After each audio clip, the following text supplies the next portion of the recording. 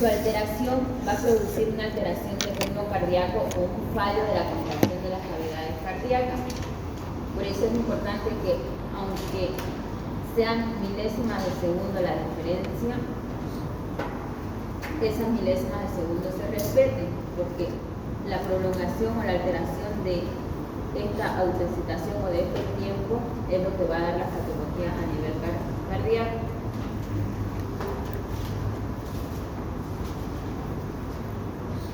Entonces, el corazón tiene un sistema especializado de excitación y de conducción de lo que es el estímulo cardíaco.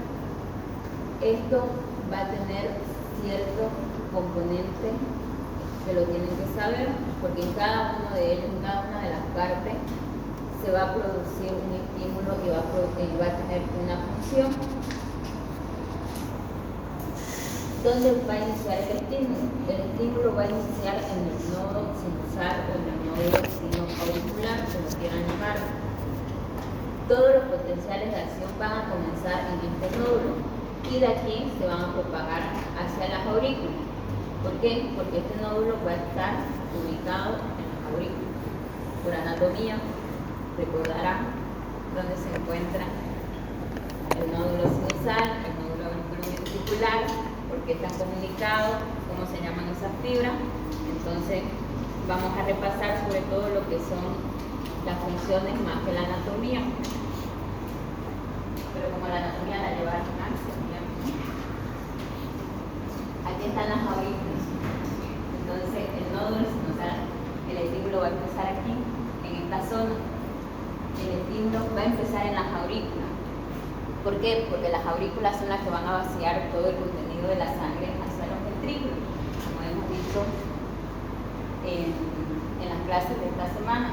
Siempre el estímulo va a empezar aquí, en las aurículas. De aquí el estímulo va a bajar y se va a propagar hacia ambos ventrículos. ¿Qué va a separar esto?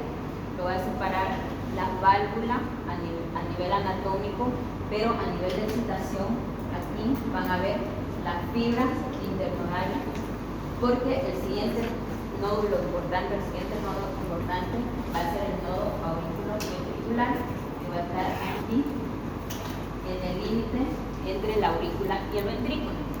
¿Cuál es la ventaja de este sistema? Que los nombres son bien lógicos, o sea, cada uno le da una orientación y por el nombre saben dónde van a estar ubicados y por ende van a saber dónde empieza el estímulo y anatómicamente dónde está ubicado cada nódulo. El nódulo sinusal, el nódulo sinoauricular, va a estar en las aurículas. El nódulo auriculoventricular va a estar justo entre las aurículas y los ventrículos. ¿Cuál es el que no tiene un poco el nombre?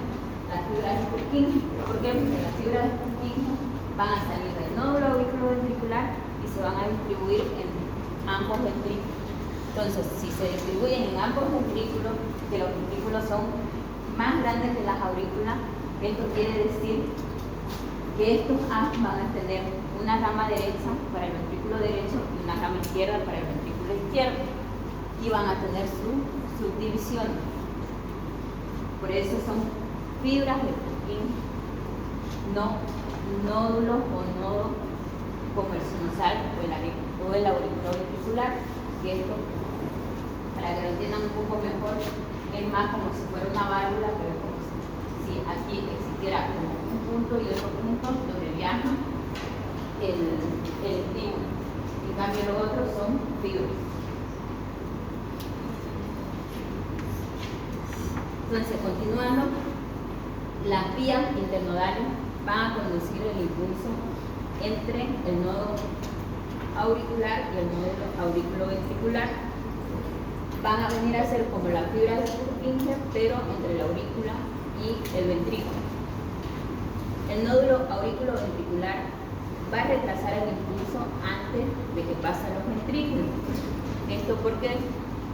Por lógica de lo que estamos diciendo, que la aurícula se va a contraer antes que los ventrículos para que estos se puedan llenar y puedan expulsar toda la sangre al corazón. Como es un sistema de autoexcitación, es el que va a regular justamente esta contracción y este retraso para que el corazón pueda cumplir con sus funciones de expulsión de la sangre hacia el sistema respiratorio y hacia el resto del organismo. El haz auriculoventricular va a ser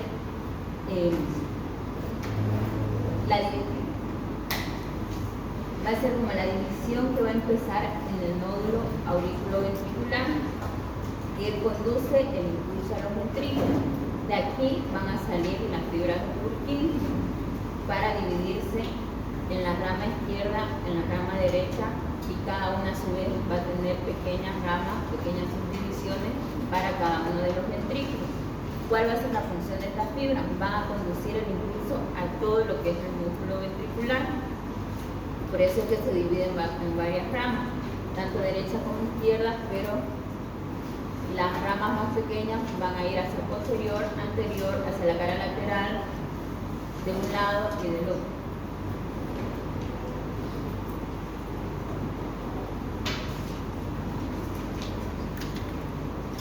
Vamos a describir un poco las características generales más importantes de cada una de estas partes para que entiendan cuál es su función.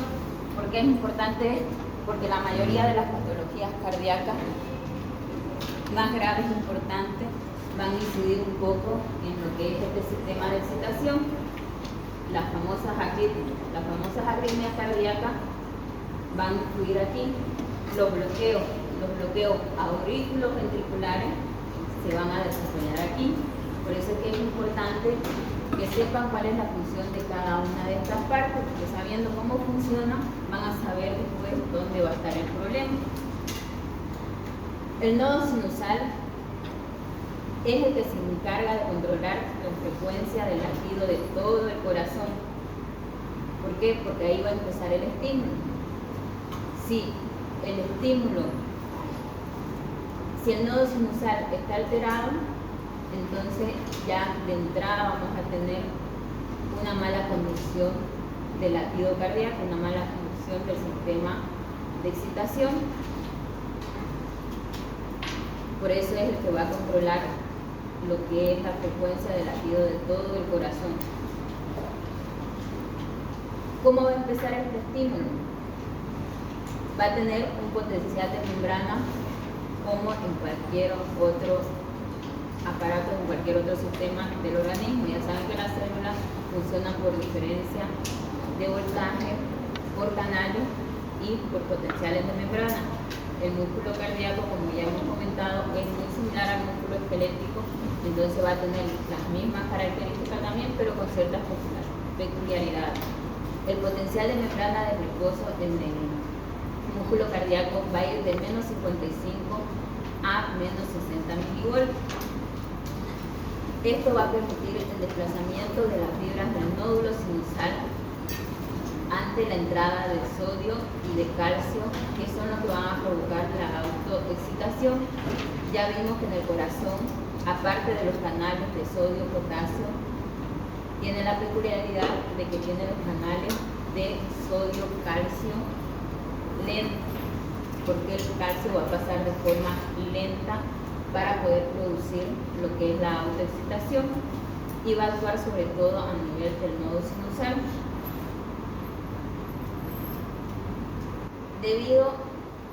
Cuando tenemos el estímulo, la excitación en el nodo sinusal que se inicia, va a haber una elevada concentración de iones de sodio en el líquido extracelular. Esta elevada concentración de sodio en el líquido extracelular va a permitir el intercambio sodio-calcio para mantener un voltaje a nivel extracelular y a nivel intracelular. En el intercambio sodio-calcio, para intentar mantener los niveles de voltaje necesarios para activar el nodo sinusal y el nódulo auriculoventricular, el potencial de membrana puede alcanzar aproximadamente hasta menos 40 milivoltios. Esto quiere decir que se va a hacer más positivo de lo que era en reposo. Porque como vemos aquí, en reposo es de menos 55 a menos 60 y cuando se estimula y hay el intercambio y la apertura de los canales puede alcanzar hasta los menos 40 por la salida de los iones positivos. Los canales de calcio de tipo L se activan produciendo de esta manera el potencial de acción e iniciando el estímulo. Por tanto, básicamente la permeabilidad inherente de las fibras del nodo sinusal a los iones de sodio y calcio es lo que va a producir la autoexcitación, es lo que va a dar inicio al potencial de acción de la membrana cardíaca. Luego, ¿qué va a pasar? Le hemos dicho que bueno, se activa por el intercambio de sodio-calcio a nivel del nodo sinusal el potencial de acción, por el intercambio que existe de sodio-calcio en la membrana intracelular, se hace más positiva, entonces se activa el estímulo y este estímulo hemos visto que va a viajar por todo el resto de la red de excitación. ¿Cuál era la siguiente red de excitación que había después del nodo sinusal? Las vías internodulares o interauriculares, como quieran llamar. Esto va a permitir el paso, va a transmitir el impulso cardíaco a través de las aurículas, porque hemos dicho que se encuentran en las aurículas. Los potenciales de acción que se van a originar en el nódulo sinusal van a viajar hacia estas fibras musculares auriculares, como hemos visto.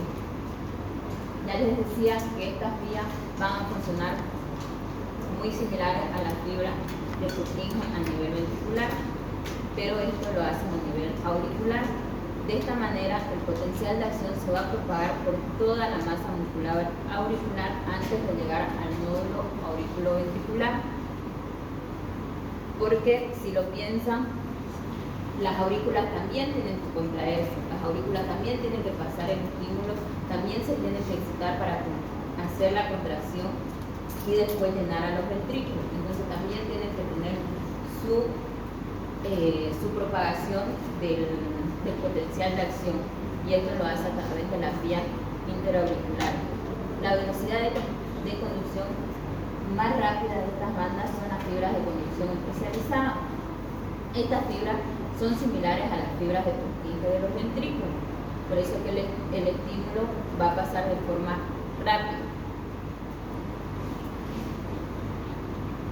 Luego de que se propague el potencial de acción y existen las aurículas, el estímulo va a llegar a lo que es el nódulo auriculoventricular. Aquí se va a retrasar un poco la conducción del impulso desde las aurículas a los ventrículos para que estos se puedan contraer después. Lo que les decía, el nódulo auriculoventricular va a funcionar como un filtro o como un freno entre el estímulo del nódulo sinusal al estímulo que va a llegar a los ventrículos. El impulso cardíaco no va a viajar demasiado rápido para que le dé tiempo al ventrículo, que tiene una masa muscular más gruesa, es más grande en cuanto a capacidad de recepción sanguínea, entonces tiene que ser el estímulo más lento. Aproximadamente entre 0.03 segundos después de iniciado el impulso va a llegar el estímulo al nodo auriculoventricular, donde se va a retrasar de 0,09 segundos. Después de este retraso que va a tener en el nódulo auriculoventricular, el estímulo va a pasar a la auriculoventricular, donde también va a haber un retraso de 0,04 segundos, dando así un retraso total del estímulo desde el nódulo sinusal hasta el nódulo auriculoventricular de 0,16 segundos antes de que la señal excitadora llegue a todo el músculo ventricular para su contracción. Yo sé que esto es un poco lío, Pero lo que les decía también, que si se dan cuenta, no estamos hablando de un segundo completo, de 2 segundos, de nada, estamos hablando de 0,03, 0,09, porque esto pasa rápido. Dense en cuenta que estamos hablando del latido del corazón, que estamos hablando del estímulo para producir la contracción y el latido que nosotros vamos a escuchar a nivel cardíaco. Entonces esto tiene que hacerse 70, 80, 90 veces por minuto, dependiendo de la frecuencia cardíaca que vaya a tener ese corazón. Por eso es que hablamos de milésimas de segundo entre cada impulso. Este esquema que describe un poco lo que es el estímulo del nódulo, la función del nódulo auriculoventricular, lo tienen en sus libros por si acaso, pero de todas formas, como yo se los voy a pasar, también lo van a tener en las diapositivas. Aquí explica un poco lo que les decía de los tiempos. El retraso de 0,03 segundos cuando se inicia el estímulo, luego el retraso que hay a nivel de la auriculoventricular hasta que pasa el estímulo a lo que es el músculo ventricular, para dar un total de un retraso de 0,16 segundos con respecto al inicio del estímulo en las aurículas, en el nódulo sinusal. Bueno, ya estamos en el nódulo auriculoventricular con el auriculoventricular, y ahí el estímulo sabemos que va a pasar a las fibras de Purkinje o al sistema de Purkinje ventricular. Desde el nódulo auriculoventricular a través de la auriculoventricular va a viajar el estímulo hacia los ventrículos, tanto derecho como izquierdo. Por eso es que las fibras de Purkinje o el sistema de Purkinje van a ser fibras muy grandes, porque van a transmitir potenciales de acción a una velocidad de 1,5 a 4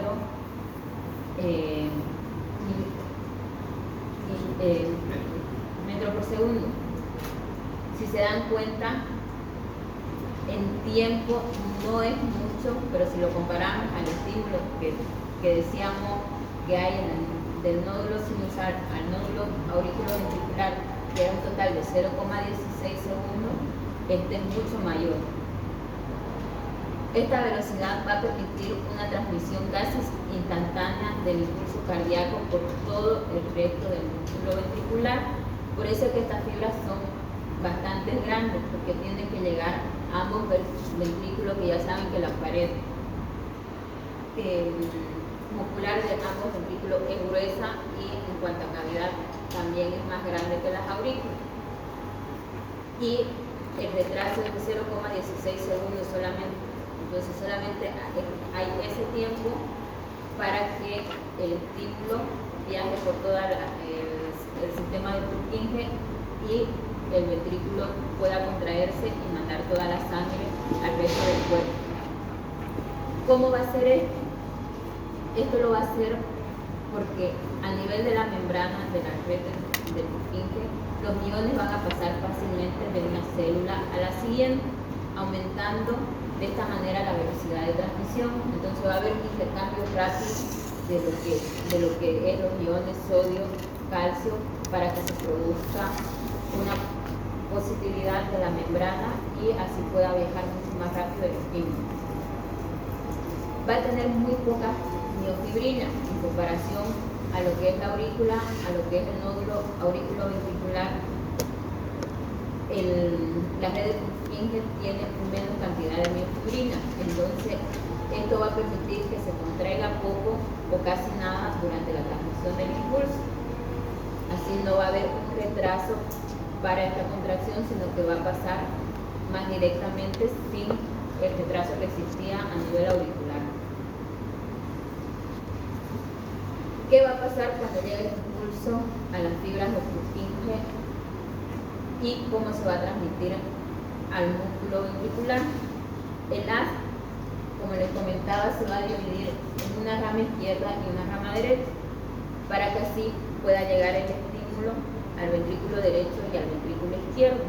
El impulso cardíaco va a tardar aproximadamente de 0,03 segundos en propagarse en toda la masa del músculo ventricular. La velocidad de transmisión al músculo cardíaco va a ser de 0,3 a 0,5 metros por segundo. Como están viendo, el estímulo es muy rápido, son segundos.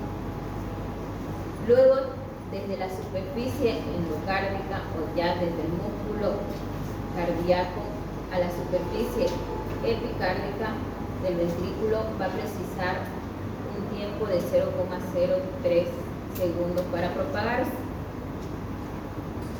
haciendo así un total del tiempo de transmisión del impulso al músculo ventricular desde la fibra de Purkinje de aproximadamente 0,6 segundos. Es mucho más rápido en tiempo esta transmisión que lo que veíamos del nódulo sinusal al nódulo auriculoventricular, que si recuerdan era un total de 0,16 segundos. Aquí estamos hablando de 0,06 segundos.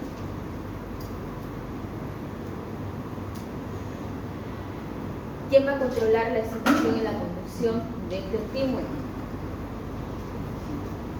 Como hemos dicho desde el principio,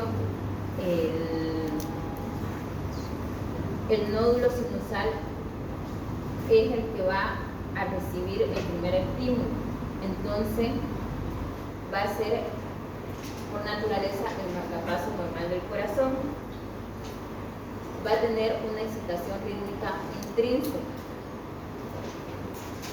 el cual va a regular un poco lo que son los latidos por minuto a nivel cardíaco. Cada uno de las tres partes más importantes, por así decirlo, de este sistema de excitación va a funcionar a un ritmo cardíaco, quiere decir a unos latidos por minuto. Así, el nódulo sinusal va a tener una excitación rítmica de 70 a 80 latidos por minuto. Esto quiere decir que entre 70 a 80 veces se va a estimular esta vía por el nódulo sinusal y va a viajar este estímulo a este ritmo. El nódulo auriculoventricular tiene la capacidad de recibir más o menos una excitación entre 40 a 60 latidos por minuto y las fibras de Purkinje entre 15 a 40 latidos por minuto. La frecuencia de descarga del nódulo sinusal es mayor y no va a dar tiempo a que el nódulo auriculoventricular o las fibras de Purkinje lleguen a su umbral de autoexcitación. Esto siempre y cuando el corazón no tenga ningún tipo de patología y funcione de forma correcta. ¿Por qué es importante? Porque aquí se darán cuenta, por ejemplo, que si no funciona el nódulo sinusal, ¿qué va a pasar?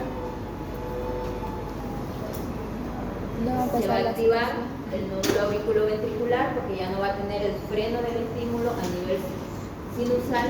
Entonces, el que va a empezar a funcionar y el que va a empezar a recibir el primer estímulo a nivel cardíaco va a ser el nódulo auriculoventricular. ¿Qué pasa en este caso? Que el nódulo auriculoventricular solamente tiene la capacidad de recibir entre 40 a 60 latidos por minuto. Entonces, por lógica, va a haber una disminución de la frecuencia cardíaca que en términos de medicina va a producir una bradicardia. Si no funciona el nódulo auriculoventricular, ya como el último recurso se activa las fibras de Purkinje, que va a funcionar entre 15 a 40 latidos por minuto, que son los famosos bloqueos auriculoventriculares o los bloqueos ventriculares que van a ver en semiología, en fisiopatología y en la materia de cardiología. Pero es sencillo de entender si entienden esto.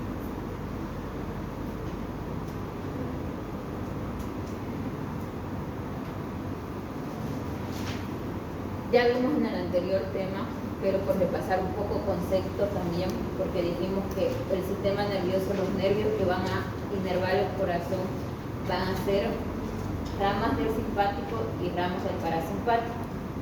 Cada uno va a cumplir una función. Así como va a cumplir una función a nivel de excitación nerviosa y a nivel también de funcionamiento de lo que son la vía circulatoria, también este sistema de excitación tiene que activarse de alguna forma, aunque es un sistema eléctrico y va a funcionar por excitación de estímulos de la membrana, de potenciales, por la diferencia de voltaje. Esto también se tiene que alimentar por un sistema nervioso. Ya saben que el sistema nervioso también produce una descarga. Entonces van a haber ramas del simpático y del parasimpático que van a regular y van a estimular estos nódulos. La estimulación parasimpática, que ya sabemos que está representada por el nervio vago, va a ralentizar el ritmo y la conducción cardíaca. ¿Qué quiere decir? Que va a reducir o va a disminuir lo que es el ritmo y la conducción cardíaca. ¿Qué fue el craneal estelepágo? Todo esto. Décimo. He tenido buen profesor de anatomía.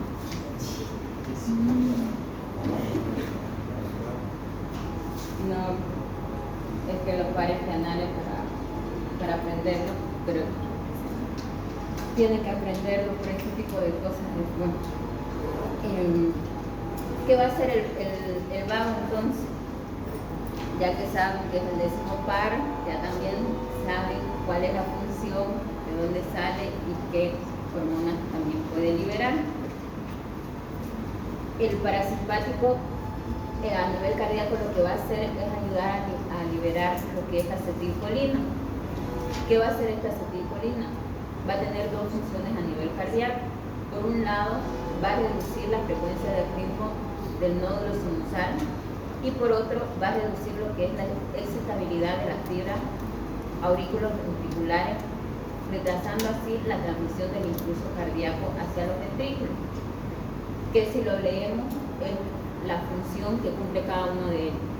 El nódulo sinusal controla el ritmo y la función principal del nódulo auriculoventricular es retrasar un poco el impulso. ¿Cómo lo va a hacer esto? Gracias a la liberación de acetilcolina por el nervio vago. Si los ventrículos dejan de latir, como hemos visto, las fibras del Purkinje van a tomar el control. Si las fibras del Purkinje toman el control, va a ser como una vía de escape. Porque el corazón, pese a que va dejando de funcionar cada uno de los nódulos, en los bloqueos auriculoventriculares, en las diferentes arritmias que pueden existir, no se para, sino que tiene que pasar muchos mecanismos todavía para que deje de latir el corazón. Es por este motivo, porque el corazón tiene vías de escape, como le había explicado. Si no funciona el nódulo sinusal, va a funcionar el nódulo auriculoventricular. Si no funciona el nódulo auriculoventricular, va a funcionar la red de Purkinje. Y aunque la red de Purkinje falle, igual tiene vías de escape a través de las ramas que mencionábamos que tenía. Hay un término también que tienen que saber en cardiología, que es la hiperpolarización. ¿Qué quiere decir esto? Que va a haber un aumento de la negatividad en el interior de las fibras que hace que disminuya la excitabilidad. ¿Cómo se hace con el intercambio de iones? Ya hemos visto que hay un intercambio continuo de iones, por un lado por los canales sodio-potasio y por otro lado por los iones sodio-calcio. El canal sodio-calcio va más lento, entonces ese va a ayudar a lo que es el sistema de contracción y de estimulación más reglada. Pero cuando estamos en reposo y queremos volver a estimular o queremos hacer una autoestimulación para que se termine de expulsar toda la sangre del ventrículo, va a haber una hiperpolarización por los canales de sodio y potasio, porque es lo que más hambruna una célula, y es lo que más puede regular y lo que más fácil se intercambia el sodio con el potasio. Entonces, lo que va a encargarse de la hiperpolarización cardíaca va a ser el intercambio de sodio y potasio. ¿Qué va a pasar con el nervio simpático? Que ya lo vimos también un poco en el anterior tema, pero con lo que era la función circulatoria. Va a haber un aumento en el ritmo y en la conducción del corazón. Y hemos visto que es muy distinto, que es todo lo contrario el simpático al parasimpático. ¿Por qué les digo esto? Porque a la hora que estudiar, con que se aprendan las funciones de uno, van a saber automáticamente las funciones del otro. Entonces es más fácil a la hora de estudiar. A la hora de estudiar, intenten memorizar o intenten aprenderse las funciones del uno y automáticamente el otro va a hacer todo lo contrario. La estimulación simpática va a producir un aumento de la frecuencia de descarga del nódulo sinusal y va a incrementar la velocidad de conducción, así como el nivel de excitabilidad de todas las porciones del corazón. También va a aumentar mucho la fuerza de contracción de toda la musculatura cardíaca, tanto la auricular como la ventricular. Aquí no hay distinción de aurícula ventrículo. El simpático va a actuar a ambos niveles. Va a haber un aumento de la actividad global del corazón y la hormona que se va a liberar por el simpático va a ser la noradrenalina, que va a estimular los receptores beta-adrenérgicos que van a mediar sobre la frecuencia cardíaca. ¿Por qué es importante esto? Porque hay un grupo muy bonito de fármacos a nivel cardíaco que van a funcionar sobre los receptores beta-adrenérgicos. Entonces, cuando lleven ese grupo de fármacos que actúan a nivel de receptores beta-adrenérgicos, van a entender que si lo bloquean va a ser una cosa y si se excita ese receptor va a ser otra cosa. Si se acuerdan de lo que hace a nivel fisiológico. La noradrenalina, como estamos viendo aquí, si inhibimos los receptores beta-adrenérgicos, ¿qué vamos a hacer? Vamos a disminuir la frecuencia cardíaca, vamos a aumentar la velocidad de concentración, o sea, vamos a hacer todo lo contrario, va a actuar como si fuera un parasimpático. ¿No es cierto? Entonces, intenten muchas veces estudiar con lógica, se les va a quedar mucho más la cosa que los privilegiados que tengan memoria. ¿Ya? Es verdad, en medicina hay un grupo minoritario que tenemos buena memoria, tanto fotográfica o memoria de lectura, pero la gran mayoría, aparte que es mucho temario y son muchas cosas, sáquenla por lógica, porque todo se va a relacionar. Conforme vayan avanzando van a ver que la fisiología se relaciona con todo, luego la fisiopatología, la patología, histología, y así van a ahorrar horas de estudio si aprenden bien lo básico. Primer y segundo año, lo más claro. Aprenden bien las materias de primer y segundo año, el resto lo van a hacer mucho más fácil, porque va a ser repasar, básicamente.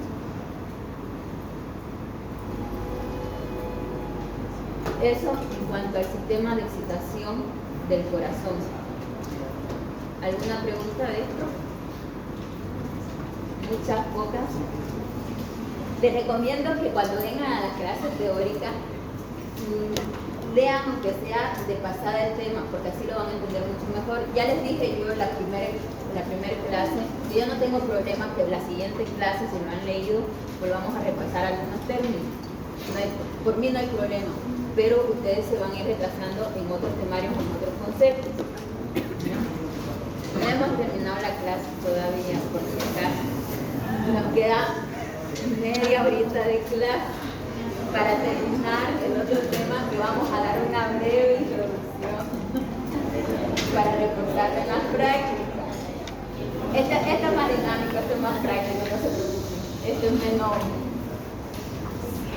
menos tedioso que lo otro. Es más, sí que a la hora de hacer la práctica lo vamos a reforzar más, porque yo ahorita les voy a hablar de la onda P, la onda T, no sé qué.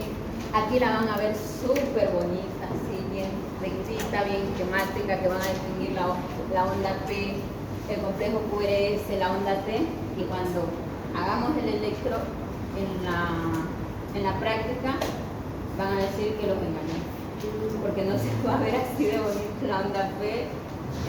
El complejo QRS sí, ese se distingue un poco mejor, pero la onda P depende de la derivación y depende de cómo sea el paciente, sale más bonita que otra dependiendo de la calidad del electro.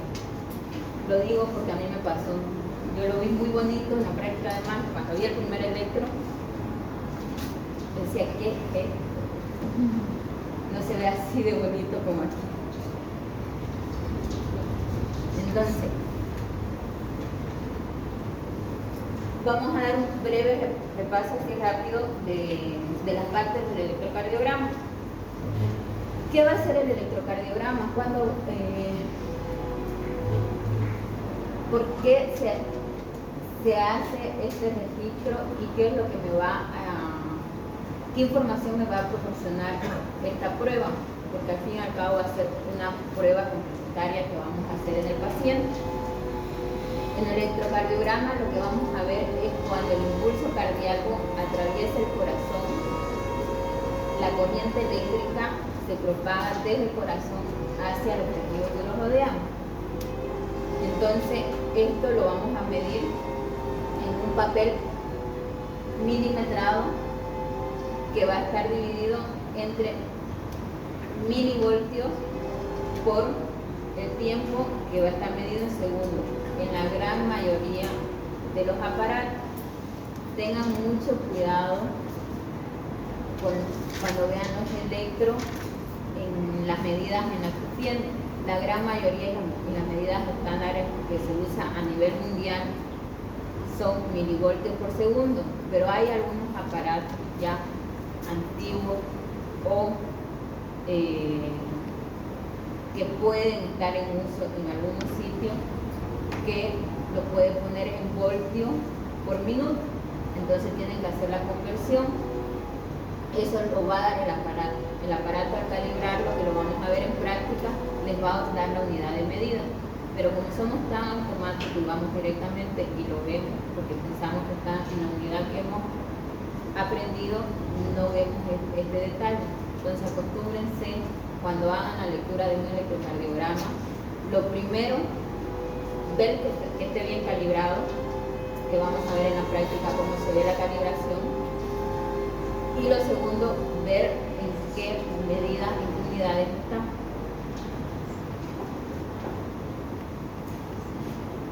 ¿Cuáles son las características del electrocardiograma? El electrocardiograma, que ya lo mencionamos en el primer tema igual, va a tener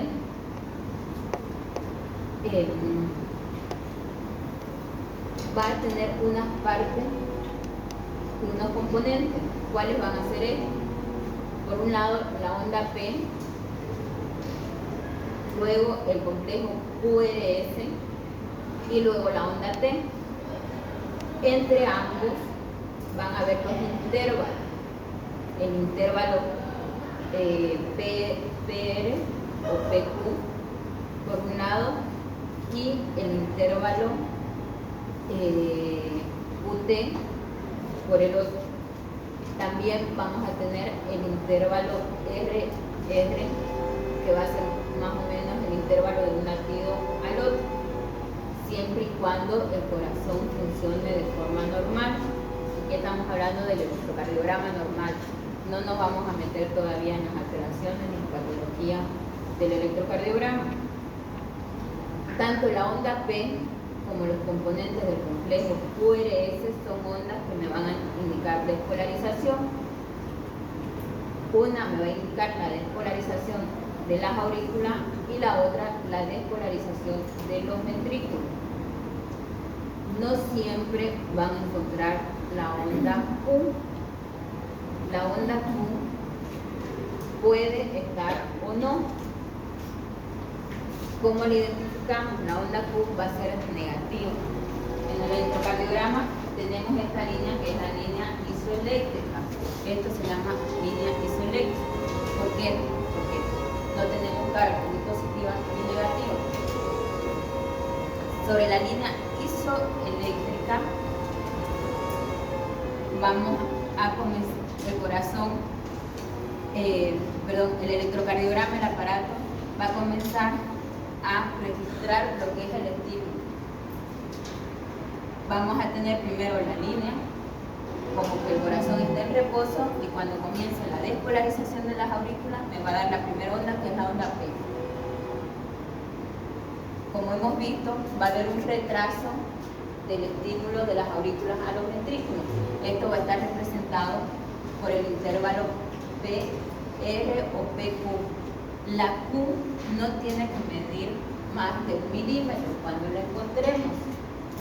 La Q siempre va a ser negativa, por eso se llama Q. Si aquí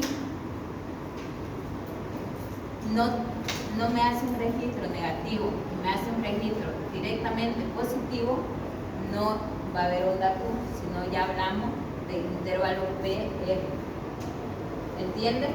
Si es negativo, va a ser Q. Si es positivo, va a ser onda R. No va a haber una onda R negativa ni una onda Q positiva. ¿Por qué le digo lo del menor a 1 milímetro? Porque si la onda Q es mayor a 1 milímetro, ya quiere decir isquemia cardíaca. Así detectamos la isquemia de los infartos. Los infartos antiguos, las personas que tienen una Q ya un poco más prominente o mayor a 1 milímetro, siempre relacionada con la clínica del paciente, las características del paciente, ya nos hace sospechar o nos hace pensar de que ha habido una isquemia cardíaca a ese nivel.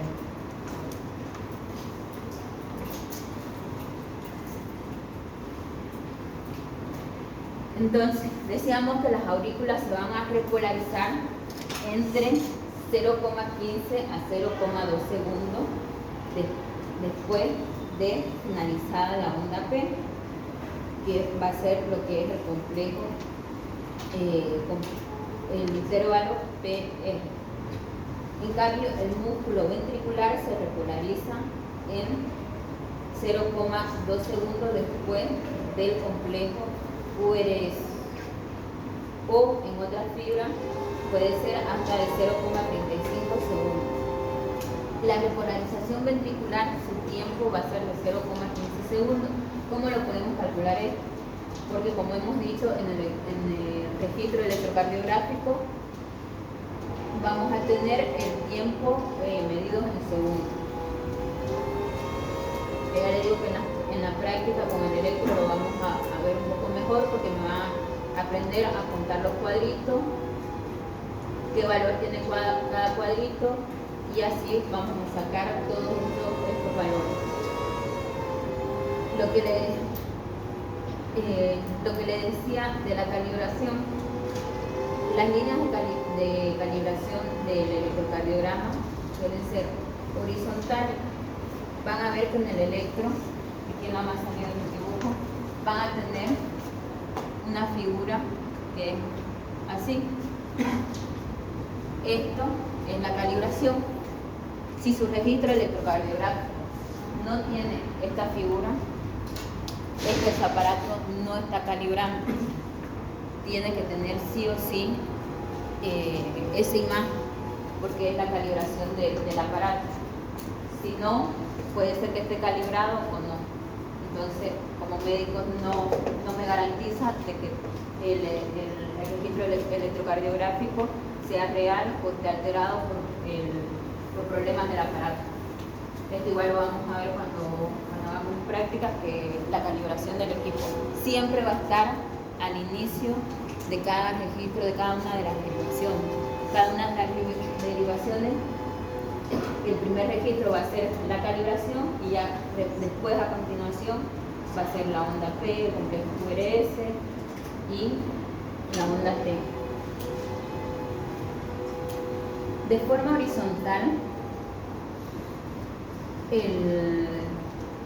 cada cuadrito tiene más o menos 2.5 centímetros en total, que esto va a equivaler a un segundo. ¿Qué es lo que medimos en la línea horizontal? En la línea vertical vamos a tener los milivoltios. ¿Cuándo van a ser importantes los milivoltios?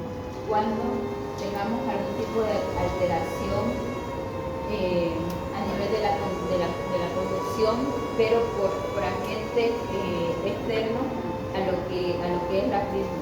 Esto quiere decir que, por ejemplo, en pacientes obesos, que tenemos bastante tejido adiposo, que son pacientes con un tórax muy ancho, que desen cuenta que este es un aparato. Es un aparato que registra el estímulo eléctrico por diferencias de voltaje, con unos cables que ponemos en el paciente. Entonces este estímulo tiene que pasar desde las extremidades o desde el nivel torácico hacia el registro electrocardiográfico. Si tenemos un panel adiposo muy grueso, obviamente ese registro también va a repercutir y va a dar ondas un poco más delgadas, por ponerles un ejemplo.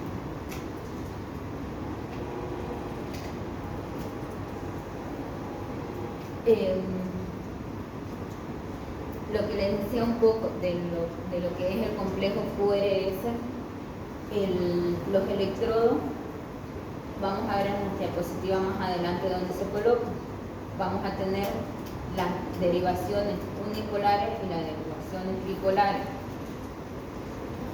Vamos a tener derivaciones que nos los van a dar los 4 miembros, los miembros superiores y los miembros inferiores, que vamos a ver cuáles son las derivaciones que me van a registrar estos estímulos, y luego vamos a tener las que van a ir directamente sobre los ventrículos, que esas las vamos a poner a nivel torácico. En la práctica vamos a ver dónde se colocan cada uno de ellos. ¿Por qué en las extremidades? Porque hemos dicho que el corazón, el ventrículo, manda sangre a todo el organismo. Entonces tenemos que saber si esa contracción ventricular está siendo eficiente y está siendo suficiente para llegar a todo el organismo, como lo vemos en las extremidades.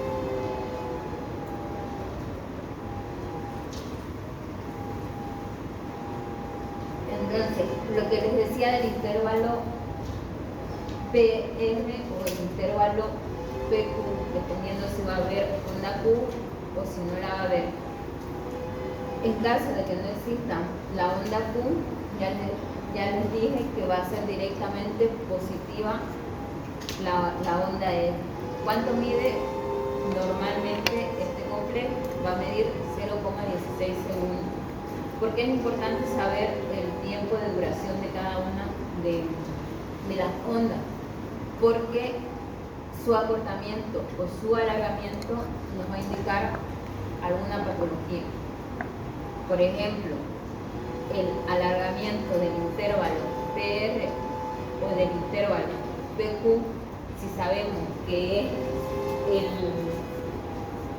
el estímulo, el retraso ese que hemos dicho que existe entre la excitación auricular y ventricular, su alargamiento, ¿qué me puede indicar?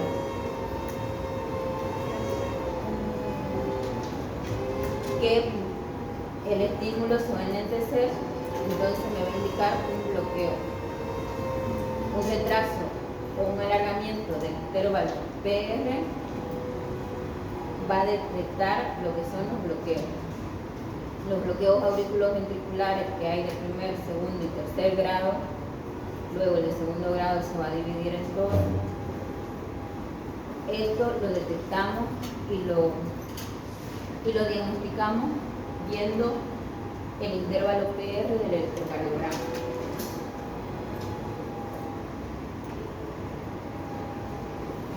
El intervalo QT se va a medir desde el inicio de la Q hasta la finalización de la onda T.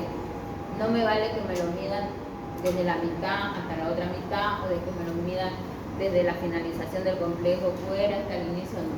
Va desde el inicio de la Q o de la onda R hasta la finalización de la onda T. Esto va a tener una duración de 0,35 segundos. ¿Por qué? Porque ya hemos visto que esto va a ser la despolarización y repolarización del ventrículo. Esto también tiene su patología. El intervalo QT, existen fórmulas para sacar el QT corregido, que se llama. ¿Cuál es el QT corregido?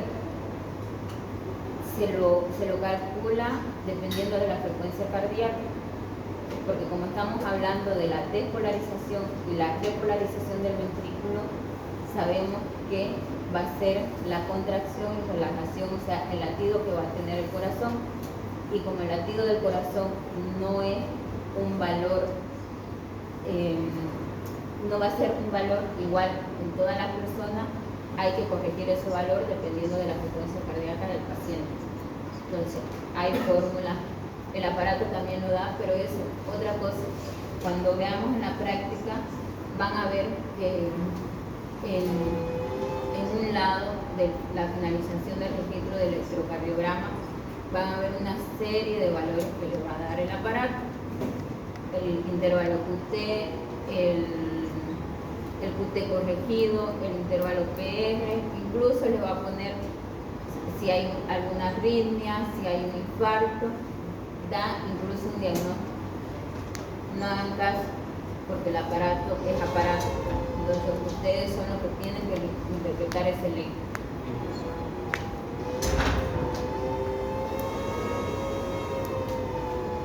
¿Cómo voy a determinar la frecuencia cardíaca en el electrocardiograma? Existen varios métodos para determinar la frecuencia cardíaca. ¿Cuál es el que me gusta a mí y el más sencillo? Es el que va del intervalo del complejo QR al otro complejo QR, o sea, de la onda R a la otra onda R. Esto siempre y cuando el electrocardiograma sea normal. Insisto, estamos hablando de un electrocardiograma normal. Entonces vamos a tener el complejo QRS, la onda T, otra vez una onda P, complejo QRS y una onda T. ¿Cómo mido la frecuencia cardíaca? Me va a ser el valor que hay de aquí a aquí. Aquí voy a tener una serie de cuadraditos. Ya saben que cada cuadrado grande equivale a 5 cuadrados pequeños.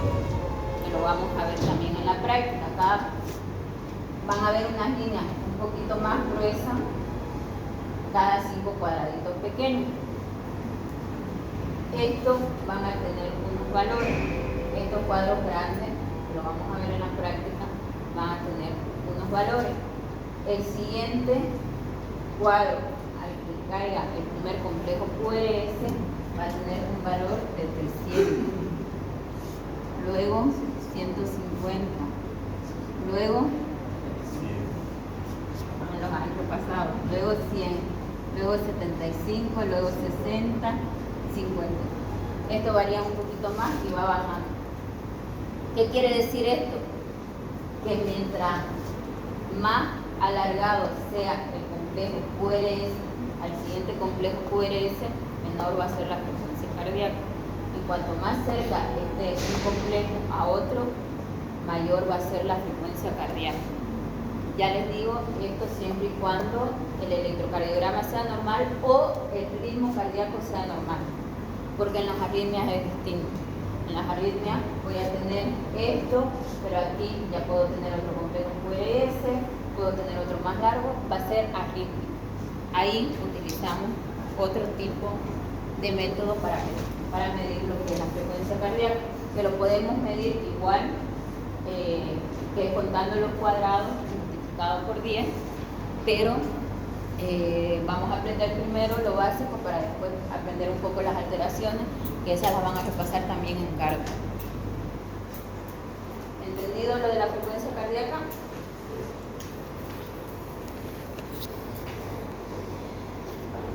Esto que vemos en la diapositiva es lo que les decía de los electrodos que se colocan en las extremidades.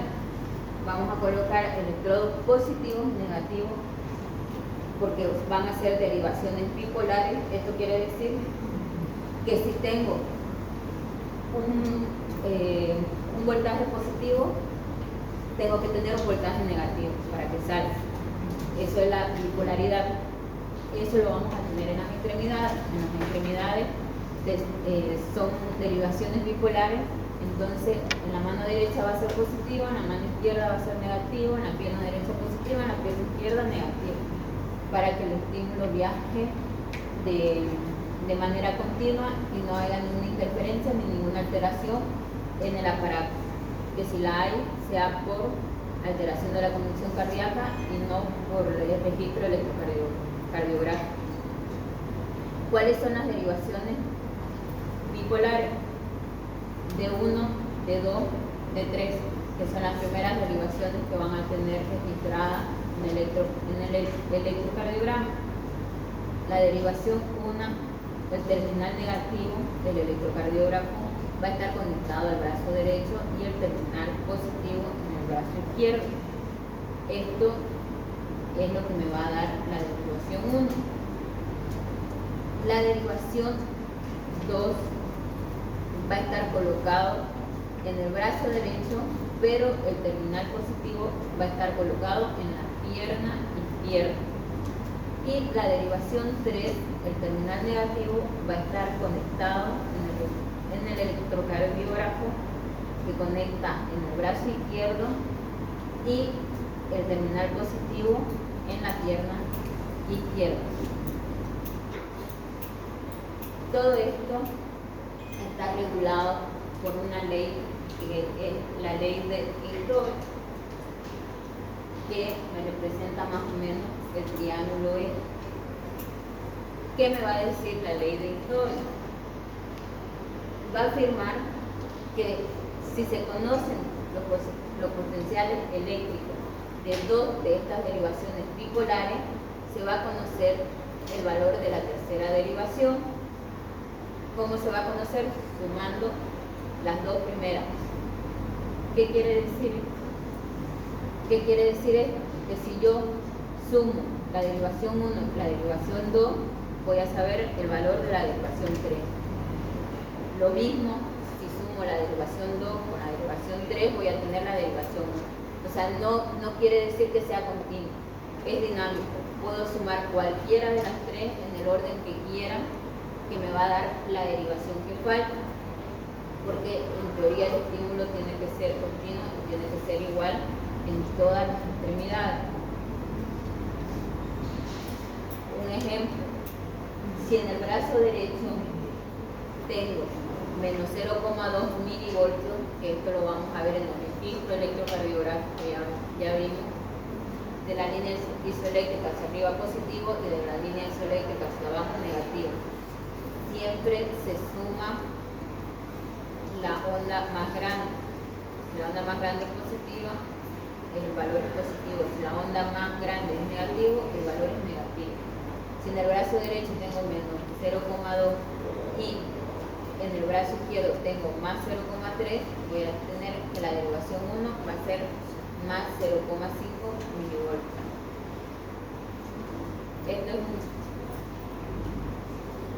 Esto explicándoselo así es un poquito más difícil de entender, pero en la práctica lo vamos a ver. ¿Cuál es la importancia de saber dónde están ubicadas las derivaciones 1, las derivaciones 2, 3?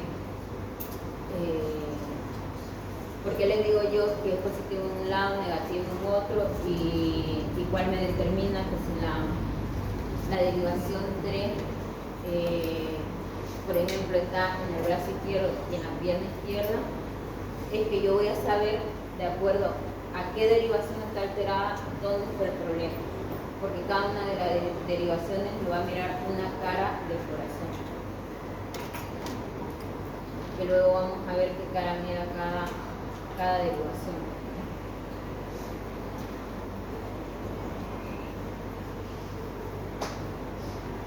Bueno, como les decía, aparte de las derivaciones bipolares, tenemos las derivaciones estándares, que son las que van a registrar los electrodos que colocamos a nivel torácico. Van a ser 6 derivaciones que van a ir de la V1 a la V6. Estas van a estar colocadas y distribuidas en todo el tórax. Vamos a tener la V1 en el lado derecho, a nivel más o menos del segundo, tercer espacio intercostal derecho, la V2 al mismo nivel al lado izquierdo, y así lo vamos a ver en la práctica, que lo van a poner los electrodos donde se pone cada una de estas derivaciones. ¿Cuál es su importancia? Que también, dependiendo de cuál de estas derivaciones esté alterada, vamos a saber dónde está el problema y dónde está alterado a nivel cardíaco, porque cada una de ellas me va a ver también una cara del corazón.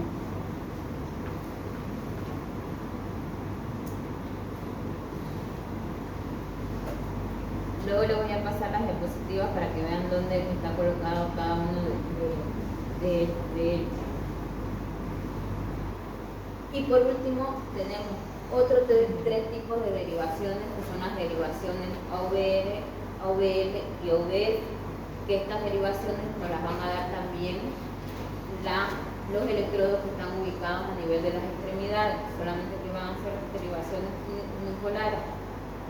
La derivación AVR va a estar en el brazo derecho, la OVL en el brazo izquierdo y la OVF en la pierna izquierda. Sabiendo esto, también vamos a saber en qué cara va a estar la alteración, porque qué cara es la que va a estar mirando cada una de estas derivaciones. Por eso ustedes van a escuchar que cuando hay un infarto, por ejemplo, cuando hay un síndrome coronario, decimos si es de cara anterior, de cara posterior, de cara inferior. No es porque en ese momento nosotros hagamos un ecocardiograma y sepamos, ¿no? Con el electro, simplemente con el electro sabemos en qué cara está, y sabiendo en qué cara está, por anatomía vamos a saber qué arteria está obstruida y cuál es la arteria que tiene el problema, para ir y hacer cateterismo y desobstruir esa arteria. Por eso la importancia de esta prueba, que es sencillísima, que van a ver que es el aparato y papel militar. No necesitamos nada más, se hace de forma rápida, no es invasiva y me da muchísima información. Por eso no le tacañé a ningún paciente hacer un electro, porque no le van a hacer ningún tipo de daño. Lo único, las enfermeras lo pueden odiar un poco porque les va a dar trabajo a ellos, nada más.